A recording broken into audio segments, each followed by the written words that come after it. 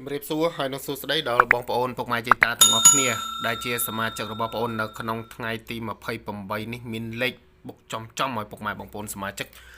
យកទៅលេងឲ្យបានហេងដូចជាសមាជិករបស់យើងនៅក្នុងថ្ងៃទី27ម្សិលមិញណា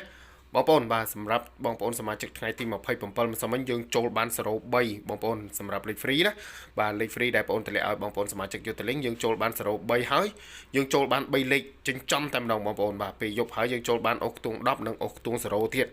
ហេងសាហាវខ្លាំងមែនទែនសម្រាប់បងប្អូនសមាជិកដែលយកលេខ free របស់បងប្អូនយកទៅលេងនៅក្នុងថ្ងៃទី27ម្សិលមិញចំណែកបងប្អូនសមាជិកដែលយកលេខពិសេសនិងយកលេខប្រចាំខែរបស់បងប្អូនយកទៅលេងក៏ហេងសាហាវមែនទែនបងប្អូនណាហេងសាហាវខ្លាំងមែនទែនបងប្អូនបាទលេខពិសេសគឺឲ្យ91បងប្អូនណាលេខពិសេសគឺឲ្យ91ហើយលេខប្រចាំខែគឺឲ្យ91ទៀតបងប្អូនបាទគឺឲ្យ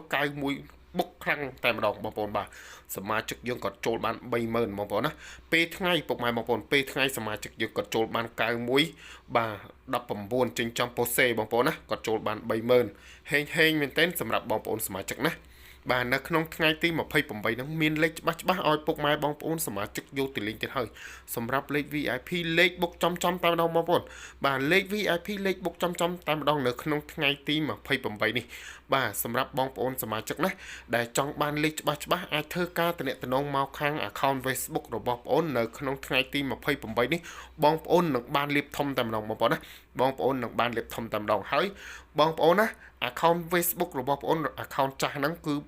ខូចបាត់ហើយបងប្អូនណាខូចបាត់ហើយអញ្ចឹងហើយបងប្អូនដាក់ account Facebook ថ្មីដល់ទៅ3បងប្អូនណាដាក់ដល់ទៅ3បាទជីវៀងខូចមួយយើងនៅមួយជីវៀងខូចមួយយើងនៅមួយហើយសមាជិកដែលចង់បានលេខច្បាស់ធ្វើការចុះឈ្មោះ add friend បងប្អូនឬក៏លេងគ្រប់ក៏បានដែរបាទបងប្អូនដាក់ link គ្រប់ឲ្យពុកម៉ែបងប្អូនសមាជិកនៅ